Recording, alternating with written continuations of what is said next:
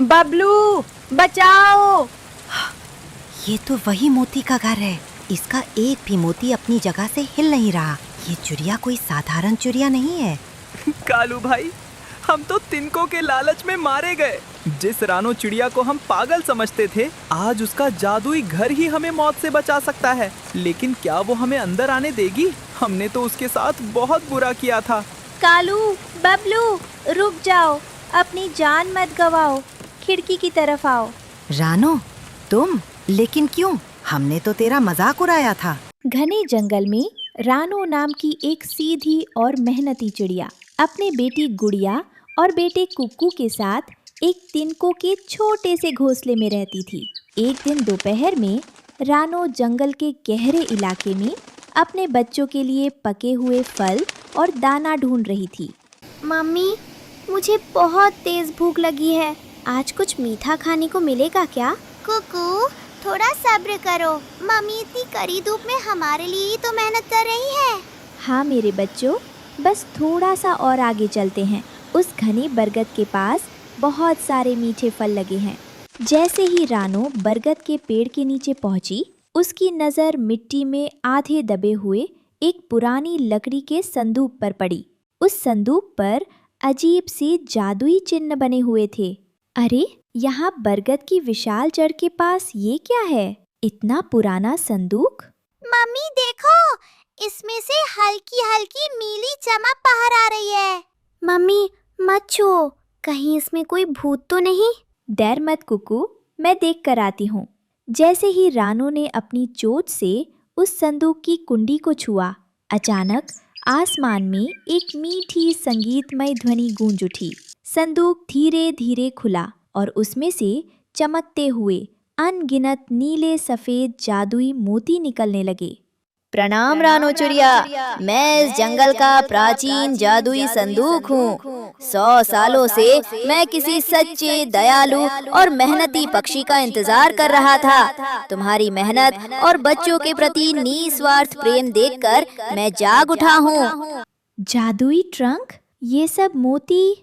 ये कोई साधारण मोती नहीं है रानो, ये अभेद्य जादुई मोती हैं। इनसे तुम जो भी ढांचा बनाओगी, वो दुनिया के सबसे बड़े तूफान, बारिश या आग से भी कभी नहीं टूटेगा। ये ट्रंक अब तुम्हारा है। हे भगवान, आपका बहुत बहुत धन्यवाद। हर साल तूफान में मेरा तिनकों का घोंसला टूट जाता है और मेरे बच्चे बेघर हो जाते हैं।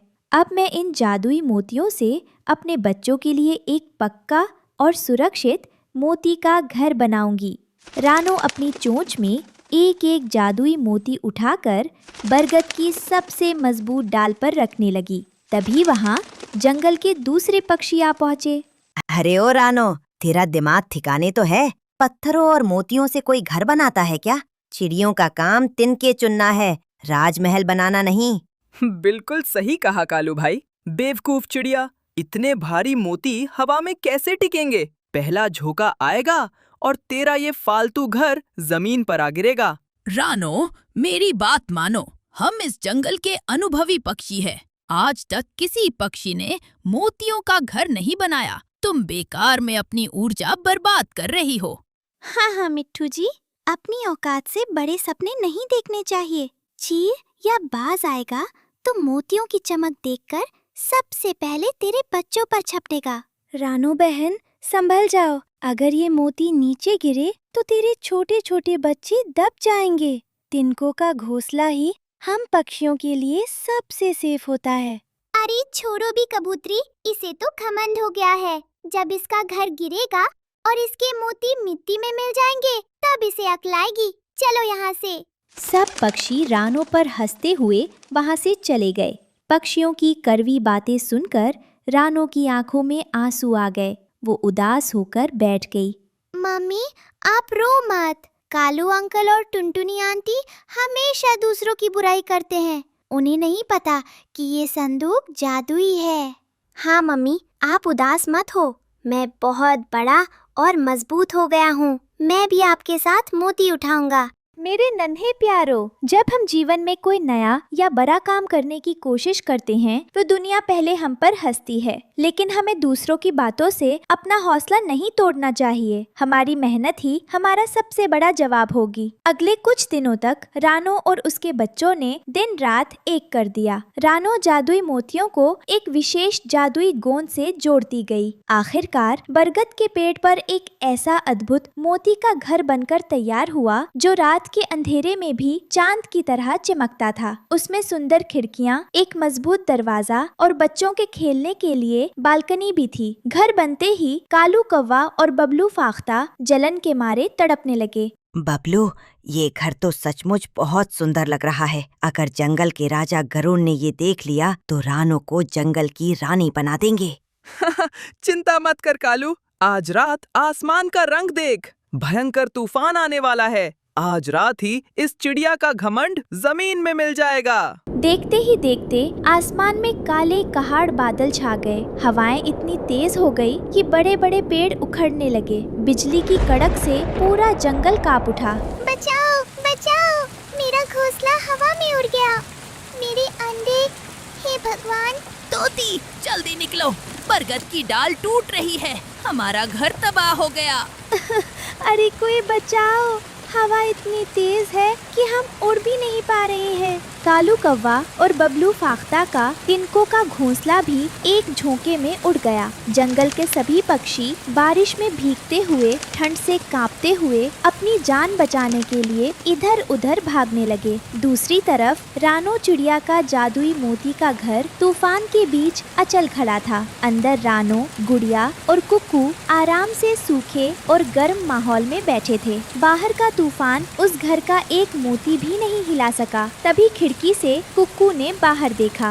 मम्मी, बाहर देखो, टुनटुनी आंटी और मिट्ठू अंकल बारिश में भीग रहे हैं। कालू अंकल तो ठंड से कांप रहे हैं। मम्मी, भले ही उन्होंने हमें ताने मारे थे, लेकिन इस समय वे बहुत मुसीबत में हैं।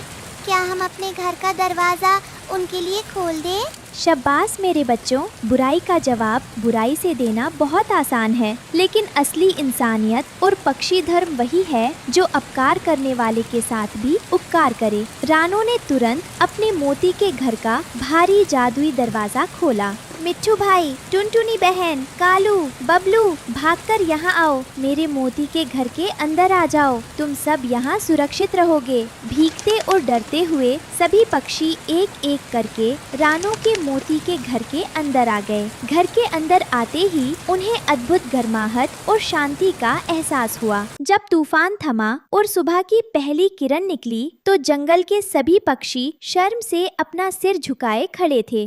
रानो बहन, आज तुमने हमारी जान बचाई है।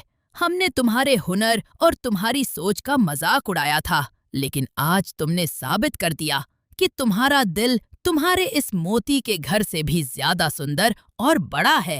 मुझे माफ कर दो रानो बहन, मैं तुम्हें ताने देती थी, लेकिन तुमने मुसीबत के समय मुझे अपने घर में शरण दी। रानो, मुझे अपनी गलती का एहसास हो गया है। मैंने सोचा था कि मोती से घर नहीं बन सकता, लेकिन तुम्हारी मेहनत और जादुई विश्वास ने मुझे गलत साबित कर दिया। आज से मैं कभी किसी की मेहनत का मजाक नहीं उड़ाऊंगा। हाँ रानो बहन, तुम इस जंगल की सबसे समझदार और दयालु चिड़िया हो। दोस्तों, पुरानी बातों को भूल जाइए, बस हमेशा याद रखिए, जब भी कोई नया या अनोखा काम करने की कोशिश करे तो उसका मजाक उड़ाने के बजाय उसका हौसला बढ़ाइए। एकता और मेहनत में ही सबसे बड़ी ताकत होती है। और हमारा जादुई मोती का घर हर मुसीबत में आप सबके लिए हमेशा खुला रहेगा।